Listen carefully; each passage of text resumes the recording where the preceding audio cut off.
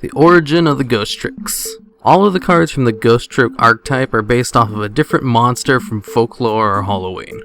First off, we have Ghostrick Spectre, who is based off the stereotypical sheet ghost. Like many images common to modern culture, the bedsheet ghost began as a theatrical convention that has long since lost its context. In Shakespeare's day, it was common to portray ghosts in armor on stage. In the 17th century, armor was no longer worn in combat, and the costuming convention at the time was to dress characters in Renaissance clothing. So by dressing a character in armor, the character was given an out-of-date look and recognized as a ghost. However, as special effects became more elaborate, it became common to lower the actor playing the ghost onto stage with a pulley. Of course, the heavy armor clanked loudly, and by the 19th century, the sight of an armored ghost on stage was more likely to bring laughter than fear. Because of this, by the 1800s, the theaters realized they had to create a new, recognizable look for ghost characters, one that would allow the actor to enter and leave silently, perhaps inspired by traditional burial shrouds or depictions of ghosts as transparent, misty creatures. Actors began to appear draped in white cloth to portray ghosts. Ghostrick Jiangshi is based off the Chinese vampire called Jiangshi. The main difference between the Jiangshi and the vampire of Western culture is that a Jiangshi sucks the life force of his victim and not their blood.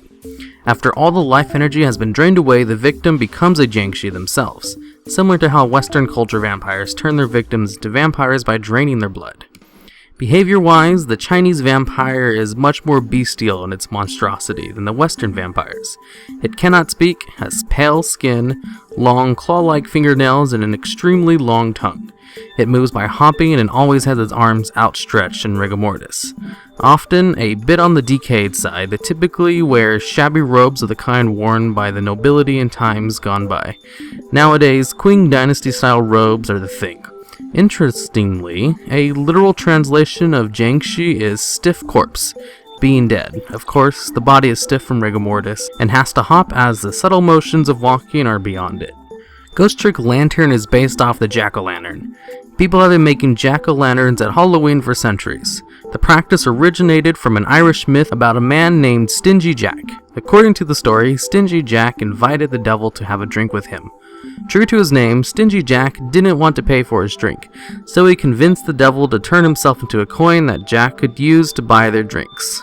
Once the devil did so, Jack decided to keep the money and put it into his pocket next to a silver cross, which prevented the devil from changing back into his original form. Jack eventually freed the devil under the condition that he would not bother Jack for another year, and that, should Jack die, he would not claim his soul. The next year, Jack again tricked the devil to climb into a tree to pick a piece of fruit. While he was up in the tree, Jack carved a sign of the cross into the bark of the tree so the devil could not come down, until the devil promised Jack not to bother him for another 10 years. Soon after, Jack died. As legend goes, God would not allow such an unsavory figure into heaven.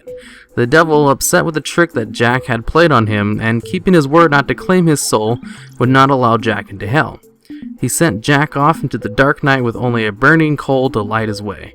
Jack put the coal into a carved-out turnip and has been roaming the earth ever since. The Irish began to refer to this ghostly figure as the Jack of the Lantern, and then simply Jack-o'-lantern. In Ireland and Scotland, people began to make their own versions of Jack's lantern by carving scary faces into turnips or potatoes and placing them into windowsills or near doors to frighten away Stingy Jack and other wandering evil spirits.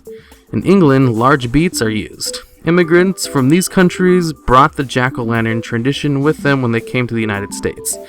They soon found that pumpkins, a fruit native to America, make perfect jack-o'-lanterns.